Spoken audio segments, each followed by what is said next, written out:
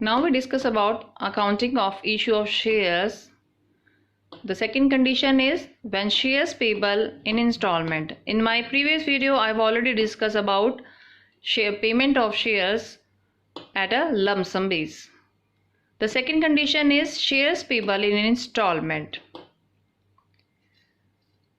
Condition when it condition is arised.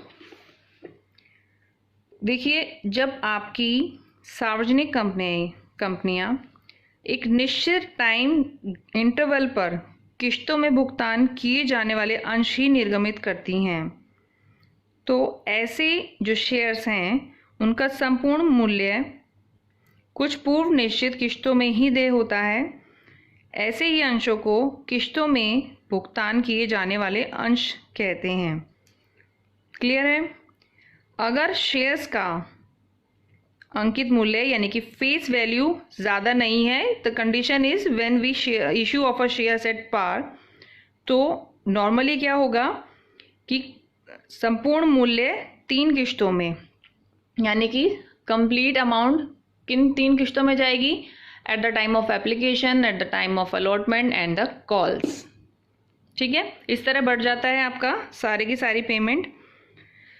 अगर आपका आवेदन पत्र के समय यानी eight the time of application the application money is due, अगर आप दे देते हो एप्लीकेशन मनी, सेकेंड कंडीशन दे रखी है eight the time of allotment and the third is calls money.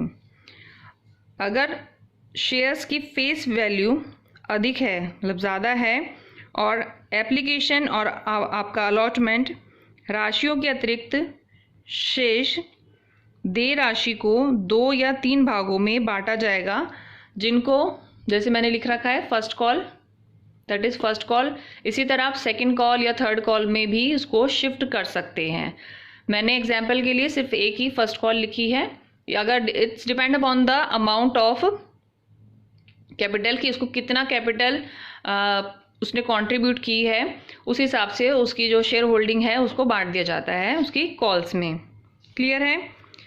अब कंपनी की बुक्स में अंशों पर किश्तों की राशि देय हो चुकी है और प्राप्त होने पर उसे अलग अलग किश्त खातों में डेबिट या क्रेडिट कर दिया जाता है।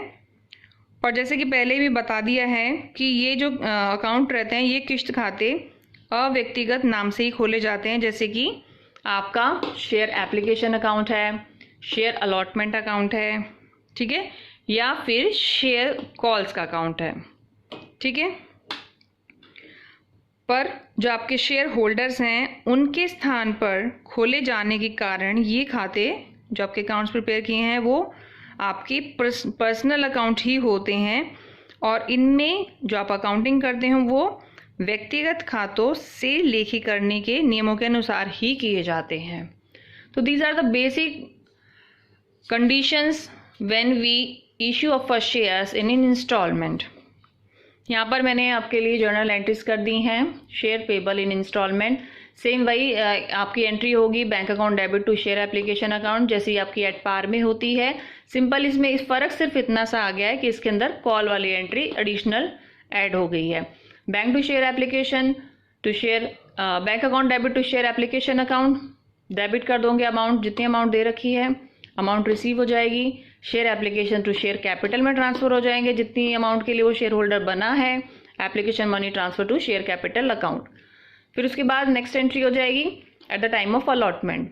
ठीक है, ये उसने at the time of application उसने मनी भेजी है, अब उसको शेयर्स अलॉट हो चुके हैं। Share allotment to share capital account, amount due है अभी भी, जो पे कर देगा bank account debit to share allotment account. Allotment money received, फिर यहाँ तक पैसा मिल गया है। अगर वो इंस्टॉलमेंट यहाँ तक, तो वो सारी एंट्री हो जाएंगी आपकी कि जब आपने लमसम पेमेंट कर दी है। ठीक है, अगर वो इंस्टॉलमेंट में करता है तब आपकी कॉल्स वाली कंडीशन जनरेट होती है। Share application share first call account debit to share capital account, amount due है शेयर फर्स्ट कॉल पर शेयर कैपिटल में डेबिट हो जाएगी, और उसी तरह आपकी इसकी पेमेंट हो जाएगी। कॉल मनी रिसीव हो जाएगी कंपनी को bank account debit to share first call. Clear है यहाँ तक?